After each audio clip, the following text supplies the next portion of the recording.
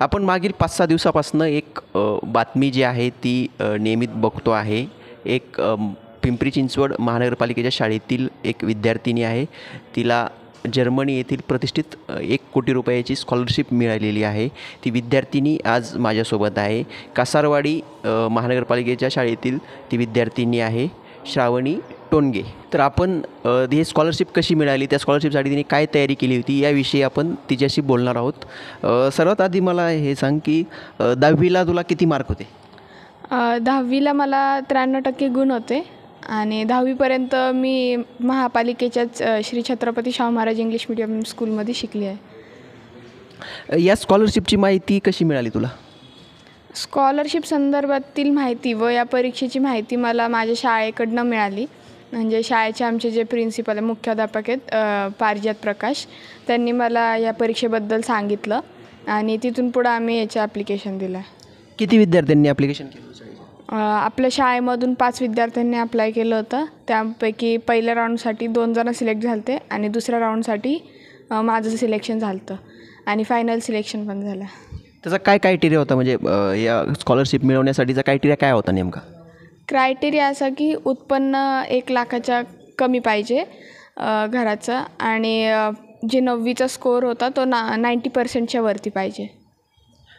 Syllabus वगैरे काय होतं यासाठी, किंवा काय तयारी कशी केली आहे तू या परीक्षेची? या परीक्षेसाठी असं स्पेसिफिक काही सिलेबस नव्हता.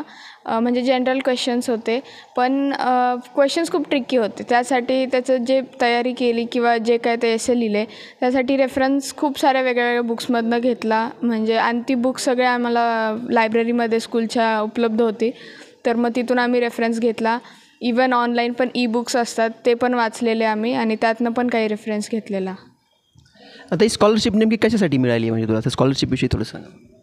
आता जसं की तुम्हाला आत्ता सांगितलं, माझी आत्ता 10वी झाली आहे यावर्षी आणि आता मी पुढील 11वी-12वीच्या शिक्षणासाठी जर्मनीमधील UWC रॉबर्ट बॉश कॉलेजला जाणार आहे.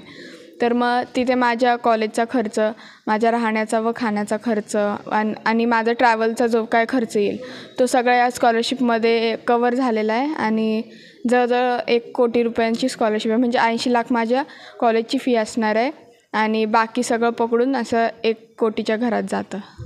नाही, आपल्याकडे आता 11वीला ज्यावेळेस आपण ॲडमिशन घेतो त्यावेळेस आर्ट, कॉमर्स, सायन्स अशा हे असतात. तर तिथे तू ॲडमिशन घेताना नेमकं कुठल्या शाखेमध्ये घेणार आहे, की त्याला काही असं बंधन नाही आहे काही? नाही, त्याला असं काही बंधन नाही आहे. जे आर्ट्स, कॉमर्स, सायन्स फक्त इंडियामध्ये आहे. तर फॉरेन कंट्रीजमध्ये बघितलं तर युज्युअली आपल्याला सब्जेक्ट चॉईसेस असतात की डिरेक्टली सब्जेक्ट आपण घेऊ शकतो.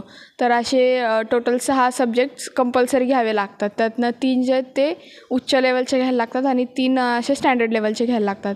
तर माझ्या हायर लेवलसाठी मॅथ्स, फिजिक्स आणि इंग्लिश हे सब्जेक्ट्स आहेत आणि स्टँडर्ड लेवलसाठी जर्मन, इकॉनॉमिक्स आणि केमिस्ट्री हे सब्जेक्ट्स आहेत. भविष्यात आता या जर्मनीला तुला शिकण्याची संधी मिळते आहे, तर भविष्यात काय करण्याचं तुझं स्वप्न आहे, म्हणजे काय? तसं अजून म्हणजे मी काही ठरवलं नाही आहे की एक्झॅक्टली मला काय करायचं आहे, पण तरी पण मला शिक्षण क्षेत्राकडे माझा कल जास्त आहे. मला त्या क्षेत्रात आवड जास्त आहे, तर मला असं वाटतं की मी माझं करिअर त्या क्षेत्रात करेल. आई वडील काय करतात तुझे? माझे वडील दीपक निवृत्ती टोनगे, ते एका प्रायव्हेट स्कूलमध्ये जॉग्रफी टीचर आहेत आणि माझी मम्मी मनीषा दीपक टोनगे, ती एका प्रायव्हेट कंपनीमध्ये जॉबला आहे. स्कॉलरशिप मिळाली हे केव्हा कळालं, आणि ते कळल्यानंतर कोण कोण भेटलं तुला आत्तापर्यंत? स्कॉलरशिप कळाली हे म्हणजे स्कॉलरशिप मला 100% स्कॉलरशिप मिळाली हे मला एप्रिलमध्ये कळालं, एप्रिल महिन्यामध्ये.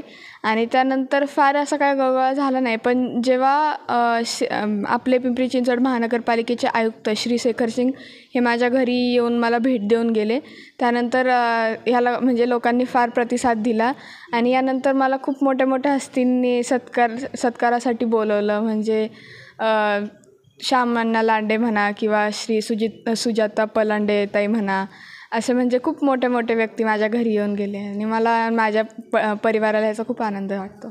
ओके. अजून शाळेतल्या इतर काही विद्यार्थ्यांना अशी काही कुठली स्कॉलरशिप मिळालेली का आत्तापर्यंत, किंवा इतर मागच्या याच्यामध्ये काही मिळालेली काय का स्कॉलरशिप एखादी?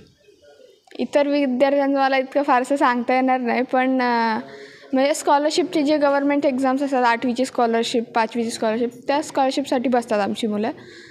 इतर मला वाटत नाही की अशी कुठली स्कॉलरशिप मिळाली असेल म्हणून. ओके, म्हणजे आत्ता ही स्कॉलरशिप मिळाल्यानंतर जो काही समजा तुझ्याकडे डेटा वगैरे आला असेल तिथला, तर भारतात अशा किती विद्यार्थ्यांना मिळाली अशी काही माहिती आहे का? भारतातून तर माहीत नाही मला, पण महाराष्ट्रातून टोटल काहीतरी 6 ते 7 विद्यार्थी आहेत जे वेगळ्या वेगळ्या देशांमध्ये जाणार आहे. जसं मी जर्मनीला चालली आहे, तसे काही विद्यार्थी म्हणजे जापानमध्ये वगैरे असे वेगळ्या देशांमध्ये जातील. ओके, तर ही स्कॉलरशिप मिळण्यासाठी इतर विद्यार्थ्यांना तू काय सांगशील, त्यांनी काय केलं पाहिजे किंवा त्याची माहिती कशी मिळवली पाहिजे किंवा त्याचा काय अभ्यास केला पाहिजे त्यांनी?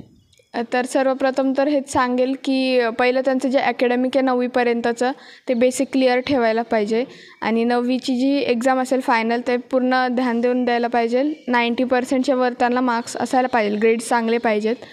आणि 9वीनंतर जो 10वीच्या मधला आणि 9वीच्या नंतरचा गॅप असतो तो टाईम हे लोक युटिलाइज करू शकतात. वेबसाईट्सवर गुगलवर पाहिलं तर खूप इन्फॉर्मेशन मिळेल UWCबद्दल आणि हे रिसर्च केलं की त्यांना आपोआपच कळेल की एक्झाम कशी टाईपची असेल ते. तू किती तास अभ्यास केला होता यासाठी किंवा तू तयारी कशी केली होती याचं सगळ्यात महत्त्वाचं? तर मला जेव्हा हे कळालं तेव्हा माझे प्रिलियम्स असे तोंडावर आले होते, तर मला बोर्डचं पण टेन्शन होतं. त्यामुळे मी ते टाईम मॅनेजमेंट करण्यासाठी माझा सकाळचा टाईम जो होता तो मोस्टली म्हणजे पाठांतराच्या गोष्टी ज्या असायच्या म्हणजे इतिहास भूगोलसारखे विषय ह्याच्यामध्ये जास्त टाईम द्यायचे आणि संध्याकाळचं जे मला 1-2 तास मिळायचे ते 1-2 तास मी UWCचा अभ्यास ऑनलाईन करायचे आणि बाकी दिवसभर मी शाळेत असायचे. तर शाळेत मला जितका पण फ्री टाईम भेटायचा मी लायब्ररीमध्ये असायचे आणि लायब्ररीमध्ये रीडिंग करायचे. आमचे प्रिन्सिपल पण खूप सांगतात की रीडिंग केल्याने कुठे ना कुठे आयुष्यात नक्कीच फायदा होईल तुम्हाला. कुठल्या विषयाचं सरासरी कुठले बुक्स वाचले? मी मोस्टली फिक्शनल बुक्स वाचायचे. हे नॉन फिक्शनल पण वाचलेत, पण तरी म्हणजे AIबद्दल मशीन लर्निंगबद्दल असे बुक्स मी फार वाचलेत आणि श्यामची आई असे मराठी पुस्तक पण वाचलेत. तर या विद्यार्थिनीला जर्मनीची प्रतिष्ठित ही स्कॉलरशिप मिळालेली आहे. इतर विद्यार्थ्यांनीही कसा अभ्यास करावा याच्याविषयी तिने माहिती सांगितलेली आहे. सोशल मीडियाच्या भाऊ गर्दीत विश्वासार्हतेने चकाकणारे नाव म्हणजे लेट्सअप मराठी. सगळ्या नागरिकांना ती स्पीच ती लेट्सअप वरील मुलाखती म्हणजे विचारांचा खजिना. त्यानंतरच्या निवडणुकीमध्ये मला सोडून गेले. बातम्या केवळ वस्तुस्थिती सांगणाऱ्या, न प्रोपगंडा, फक्त जनतेचा अजेंडा. क्योंकि आने वाला कल जाने वाला है, जाने वाला कल आने वाला है. राजकारण, मनोरंजन असो की क्रीडा क्षेत्र, महाराष्ट्राची स्पंदने संवेदनशीलतेने टिपणारे माध्यम म्हणजे लेट्सअप मराठी. जगासोबत एक पाऊल पुढे राहण्यासाठी लेट्सअपचे ॲप, सोशल मीडिया आणि वेबसाईट सोबत कनेक्टेड रहा.